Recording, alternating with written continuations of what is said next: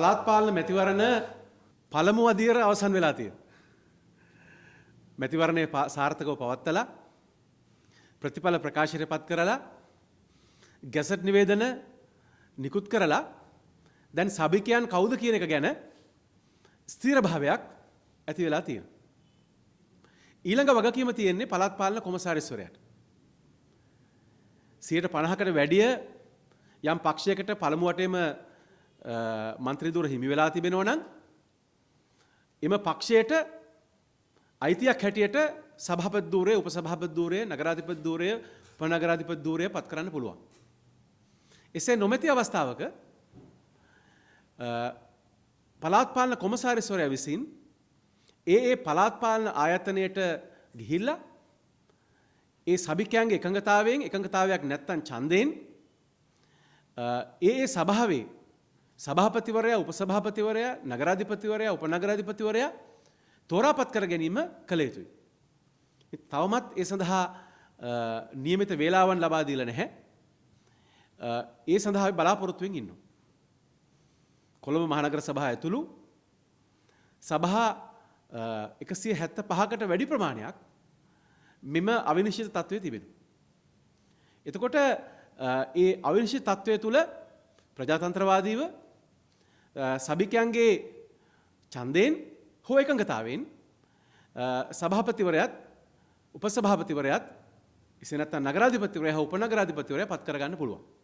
ඒක ප්‍රජාතන්ත්‍රවාදී. ඒක තමයි රටේ නීතිය. එසේ එකතු වී තමන්ගේ පළාතේ පළාත් පාලන ප්‍රධානියා පත් කරගත යුතු බවට ජනතාවගේ අදහස ඒකයි. ඒකට වෙනත් අර්ථයක් නැහැ. බලයේ ඉන්න පක්ෂයට සභා දෙන්න අවශ්‍ය නම් ඡන්ද තියන්න ඕනේ නැහැ.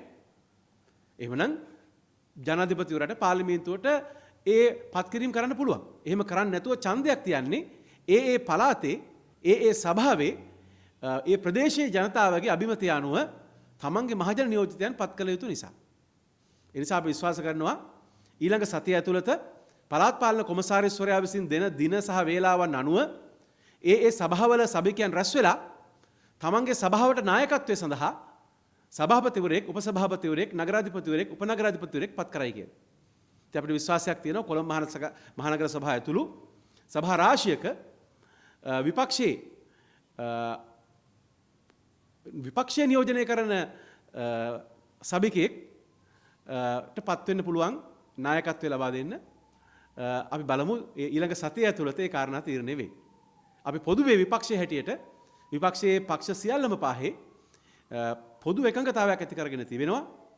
හැකි සෑම අවස්ථාවකම එක් පක්ෂවලට ඒවායේ පක්ෂවල ප්‍රතිපත්තිවලට සහ අනන්‍යතාවයන් වලට හානියක් නොවන පරිදි පළාතේ සභාවේ ඒ සභිකයන්ගේ අදහස් සලකලා ඒ පළාතේ තිබෙන අවශ්‍යතාවයන් සහ විවිධත්වයන් පිළිබඳව සලකලා ඒ පළාත් සඳහා සභාපතිවරු සහ උපසභාපතිවරු පත් කරගන්න ප්‍රතිපත්තිම එකඟතාවයක් තියෙනවා. නමුත් අපි එක් පක්ෂ එකතු වෙලා පොදු සන්ධානයක් ගොඩනගනව නෙමෙයි එම එක් සභාව සඳහා එකඟතාවයක් ඇති කර ගැනීමයි සිද්ධ වෙන්නේ. කියන්නේ වෙනස්කම් ප්‍රතිපත්තිම වෙනස්කම් ආරක්ෂා කරන අතරේ එකට වැඩ කිරීම පිළිබඳ එකඟතාවයක් ඇති කර ගැනීමයි මෙතන සිදු වෙලා තියෙන්නේ. දැන් ඔබතුමාලා කියන හැටියට මේ සමගි ජන බලවේගයේ විසින් අනික් කණ්ඩායම් එකතු කරගෙන සභාවල් පිටවනවා කියලාද කියන්නේ? සමගි ජන බලවේගය සමහර තැන්වල ප්‍රමුඛත්වය ගනි, තවත් තැනක තවත් පක්ෂයක් ප්‍රමුඛත්වය ගනි. එකඟතා ඇති කරගෙන තියෙන්නේ එක් සභාව සඳහා එක්ව වැඩ කළ හැකි එකඟතාවයක් සඳහා. ඒ නිසා ඒ සභාවේ ප්‍රමුඛත්වය ගන්න කවුද කියන එක ඒ සභාවෙන් සභාවට තීරණය වෙනවා. එක තැනක සමග ජන බලවේගය, තව තැනක ස්වාධීන කණ්ඩායමක්, තවත් තැනක පොදු ජන එක්සත් පෙරමුණ වෙන්න පුළුවන්. තවත් තැනක වෙනත් මුස්ලිම් කොංග්‍රසය වෙන්න පුළුවන්. ඒ තැනින් තැන හැටියට. ඒ නිසා අපි විවිධ තැන්වල විවිධ එකඟතා ඇති කරගෙන තිබෙනවා. තවදුරටත් එකඟ වෙමින් තිබෙනවා. මොකද ඊයේ රාත්‍රියේ තමයි ගැසට් නිවේදනයේ ප්‍රකාශයටපත් වුණේ. දෙවන ලයිස්තුවෙන් පත් කරන පත්කිරීම පිළිබඳව ස්ථිර භාවයක් ඇති වුණේ ඊයේ රාත්‍රියේ. ඒ නිසා ඒ අලුත් සභිකයන් එක්ක කතා කරලා ඔවුන්ගේ අදහස් සලකලා තමයි අපි ඉදිරියට කටයුතු කරන්නේ. කොළඹ මහනගර සභාවේ විපක්ෂයේ පක්ෂ සහ ස්වාධීන කණ්ඩායම්වල එකඟතාවයෙන් නගරාධිපතිවරයෙක් සහ උපනගරාධිපතිවරයෙක් පත් කර ගැනීමට අවශ්‍ය කරන වාතාවරණය සකස් වෙලා තියෙනවා කියලා ඒ පිළිබඳ වගකීම භාරව ඉන්න දේශපාලන නායකයන් මට දැනුම් දීලා තියෙනවා. අපි තව දින කීපයයි නේද? අපි බලමු ලොකු උනන්දුවක් තියෙනවා කොළඹ මහනගර සභාව පිළිබඳ. ඒක සාධාරණයි. මොකද කිසිම පක්ෂයකට පළමු වටේ 50% තහවුරු කරගන්න බැරි වුණා. එවැනි වෙලාවට නීතිය අනුව ඒ පක්ෂ උත්සාහ කරනවා වෙනත් පක්ෂ සහ කණ්ඩායම් සමග එකතු වෙලා බලය ලබා ගන්න. ඒක ප්‍රජාතන්ත්‍රවාදය. ඒක රටේ නීතිය. ඉතින් ඒ සඳහා රජයටත් විපක්ෂයටත් දෙකටම අවස්ථාව තියෙනවා. මට තියෙන විශ්වාසය සහ මට තියෙන තොරතුරු තමයි කොළඹ නගර සභාවේ බලය විපක්ෂය නියෝජනය කරන මන්ත්‍රීවරයෙක්ට නගරාධිපති වෙන්නත් උපනගරාධිපති වෙන්නත් අවස්ථාව තියෙනවා කියන එක. වැඩි විස්තර පසුව. දැන් කොළඹ නගර සභාවේ නම් ජාතික ජනබලවේගය නගරාධිපති ධූරය ගත්තොත් රායි මහත්මියන බව අපි දන්නවා. එතකොට සමගි ජනබලවේගය ගත්තොත් කවුද ඉන්නේ?